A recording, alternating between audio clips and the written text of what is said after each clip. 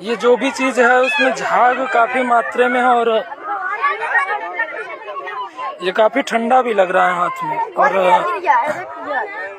railway park ये सबसे बड़ा